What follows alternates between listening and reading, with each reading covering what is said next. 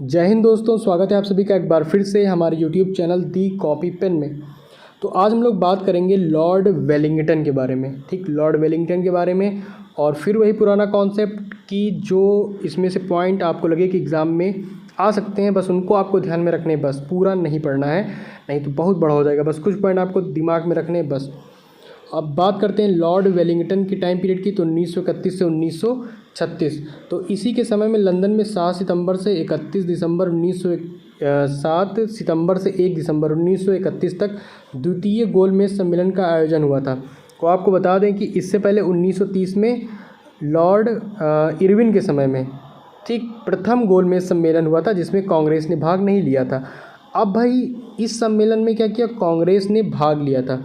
तो कांग्रेस ने भाग कौन से सम्मेलन में लिया था, ये गोलमेज के दूसरे सम्मेलन में भाग लिया था, और ये लंदन में होते थे। ठीक, और कांग्रेस की तरफ से कौन गया था सम्मेलन में भाग लेने, तो हमारे गांधी जी गए थे बस। तो कांग्रेस का जो प्रतिनिधित्व किया था गांधी जी ने किया था। और दूसरे गोलमेज सम्मेलन की असफलता के बाद गांधी जी ने 3 जनवरी 1932 को दोबारा सविनय अवज्ञा आंदोलन प्रारंभ किया। ठीक, पहले में इरविन के साथ समझौता जो 1931 में हुआ था, इसमें क्या किया गया था, इन्होंने वो सविनय अवज्ञा आंदोलन को वापस स्थगित कर दिया था। लेकिन फिर से जब लंदन गए, वहाँ पर कुछ हुआ, कुछ जो इनके मन किया कुछ ना हुआ, मतलब लंबी कहानी है, वो फुर्सत में बात करेंगे जब कभी भी पूरा टॉपिक पढ़ाने का मौका मिलेगा। तो फिलहाल आप इतना समझिए कि जो दूसरा गोलमेज सम्मेलन हुआ था वो असफल हो गया था, और असफल हो गया तो उसके बाद गांधी जी आए, अपना दोबारा फिर सविनय अवज्ञा आंदोलन चालू कर दिए। तो ये 1931 लाइन से आपको ध्यान में रखने हैं। जो गोलमेज सम्मेलन में 1930 में पहला, 31 में दूसरा। इसके बाद नेक्स्ट पॉइंट की बात करते हैं जो इम्पॉर्टेंट है, ये आपको ध्यान में रखना है।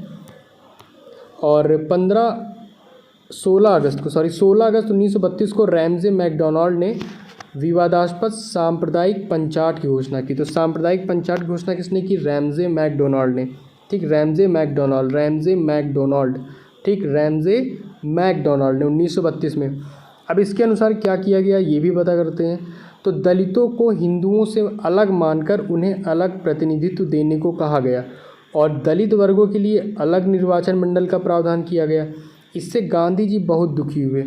ठीक, और उन्होंने इसे हटाने के लिए आमरण उपवास आरंभ कर दिया। अब उनका एक बहुत बड़ा हथियार था, ठीक, अहिंसा और या तो उपवास रह लो।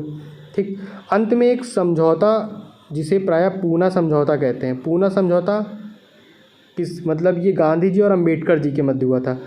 ठीक, 1932 में। इसमें दलित वर्गों के लिए साधारण वर्गों में ही सीटों का आरक्षण किया गया।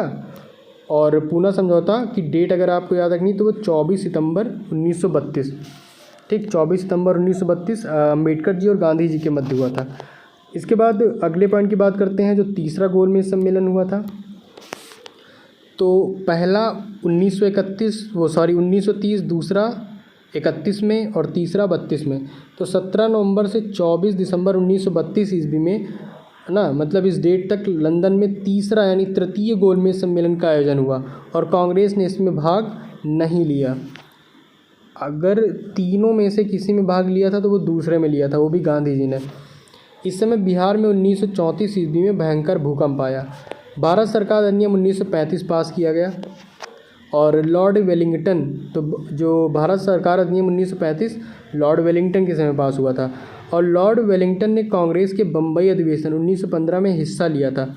इस अधिवेशन की अध्यक्षता सर सत्येंद्र प्रसन्न सिन्हा ने की थी।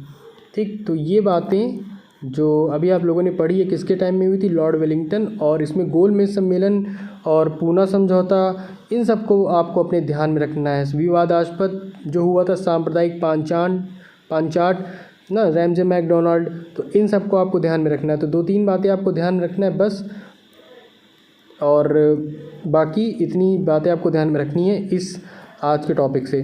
तो आज का टॉपिक यहीं पर है। अगले वीडियो में हम लोग बात करेंगे लॉर्ड लिनलिथगो की। ठीक, तो आप इतना पढ़ लीजिए। मिलते हैं हम लोग अपने अगले वीडियो में, और वीडियो में अंत तक बने रहने के लिए आपका बहुत बहुत धन्यवाद।